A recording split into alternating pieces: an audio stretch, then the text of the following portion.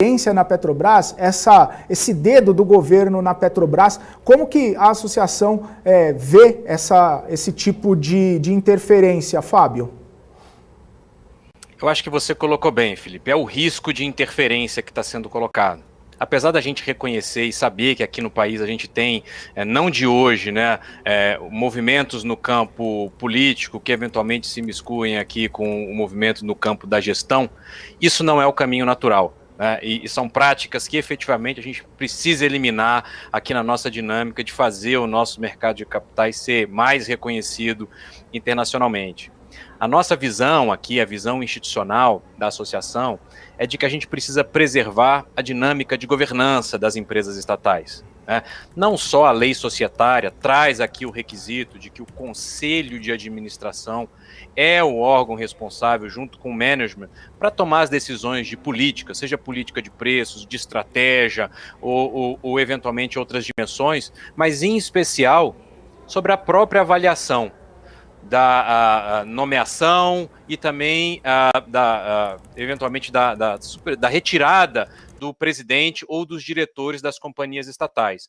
Esse aqui é o nosso principal ponto, né? Quando a gente viu sinalizações de que o presidente seria trocado sem efetivamente a manifestação aqui do board, a gente está passando por cima de práticas de governança que efetivamente não são positivas para o mercado brasileiro, Felipe. O Fábio, e inclusive, né, a gente sabe que o período da troca, né, o mandato do presidente Castelo Branco venceria em março, né? É uma janela um tanto quanto pequena, inclusive, em relação a agora, né? Essa troca, inclusive, vai precisar passar pelo Conselho, mas aparentemente já é dado concreto, né? O Conselho vai ratificar a entrada do novo presidente Lula Silva e vai aceitar essa troca.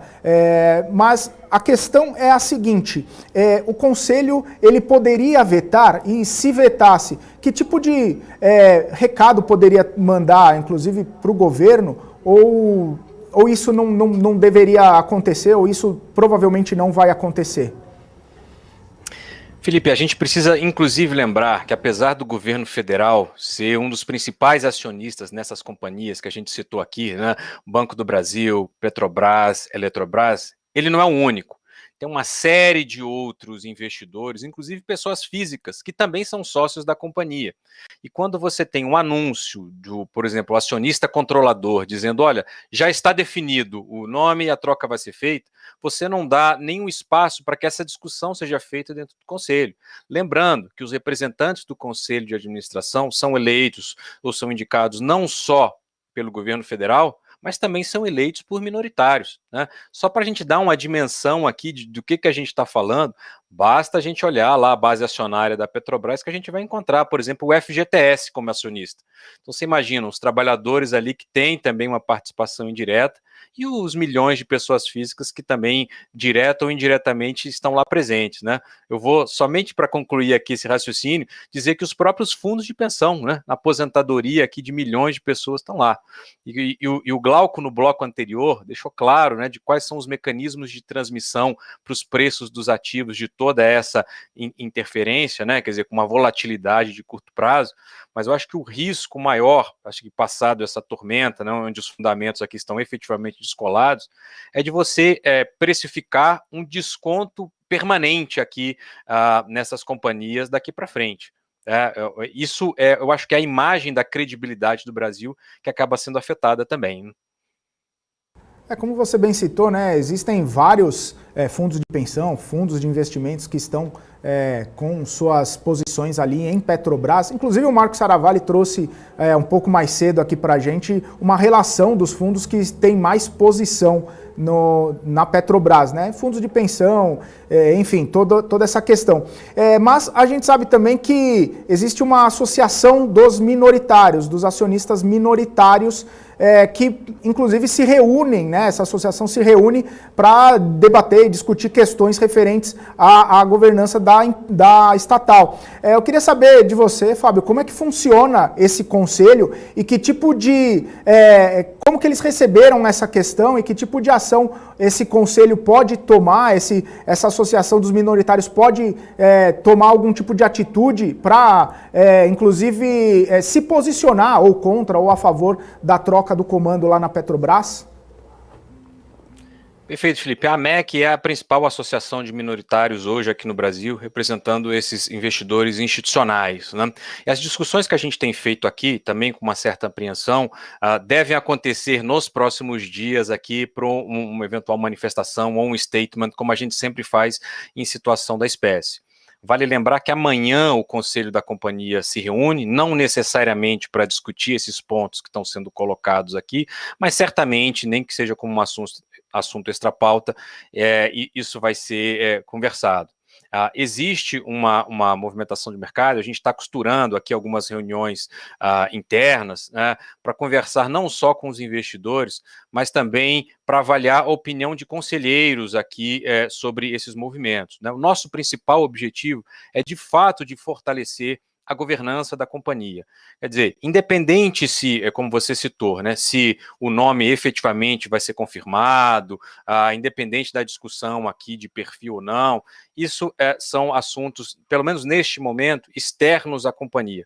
O que a gente defende, advoga, é que, de fato, esse debate seja feito pelo Conselho de Administração. E, de novo, né, o governo federal tem lá os seus representantes, então ele tem sim os mecanismos de fazer valer a sua vontade, mas que seja respeitada a regra do jogo. Estou perguntando aqui, né, a gente sempre pede para os nossos telespectadores e também ouvintes, né, que muitas pessoas deixam a tela aberta lá e ficar ouvindo o que a gente está falando. O pessoal comentando aqui, e o Evandro Calanca acaba perguntando assim se existe alguma chance de interpelação e como é que ficam os minoritários nessa. Você acabou dando uma pincelada aí sobre a questão dessa associação dos minoritários, mas o Evandro pergunta se existe alguma chance de interpelação. Felipe, a gente precisa reconhecer que os efeitos já estão presentes, né? A volatilidade de preço aqui já está sentida e no curto prazo a gente já está vendo como eu citei aqui, essa questão dos fundamentos, né? Do ponto de vista regulatório e legal, né, até o presente momento, o que existe é um risco. Não existe nada de concreto que foi materializado do ponto de vista de efetivamente confirmada interferência. É óbvio que a volatilidade já está refletindo esse risco, mas até o presente momento a gente não percebeu ainda nenhuma questão que seja efetivamente materializada. A gente tem sim a expectativa de que o rito vai ser preservado, que o Conselho de Administração da empresa será soberano para tomar a decisão. O que efetivamente a gente precisa chamar a atenção aqui é de que nas próximas, e também refletindo aqui as outras empresas estatais que a gente tem no Brasil, efetivamente a gente perceba aqui que os ritos sejam efetivamente encaminhados dentro das respectivas empresas. Inclusive, nessa questão que você está falando, Fábio, a gente leu aí que a própria CVM, ela estuda aí algum tipo de questão administrativa, né, de processo administrativo, porque qualquer informação que mexa, né, que oscile o preço das ações, que possa influenciar no preço das ações, deve ser dado aí por meio de fato relevante. Mas a gente viu aí o presidente Jair Bolsonaro falando com todas as letras na live semanal dele lá, que talvez fosse mexer mesmo na questão da Petrobras. Do seu ponto de vista, sob o seu ponto de vista, isso seria alguma coisa que a CVM poderia abrir mesmo algum tipo de processo administrativo? Isso acabou fugindo um pouco das práticas de fato relevante, da política mesmo da Comissão de Valores Mobiliários? Isso não é a primeira vez que acontece aqui no Brasil, Felipe. Sim, nas outras situações em que isso aconteceu, a CVM cobra um posicionamento da empresa e vai atrás dos próprios acionistas, no caso aqui o acionista controlador. É o papel do regulador de mercado.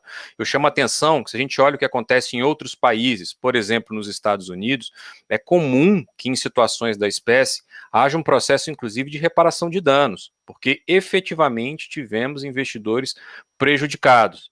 Esse é um ponto que acontece com determinada frequência fora do Brasil e que por aqui não se descarta a possibilidade que esse também seja o caso, né?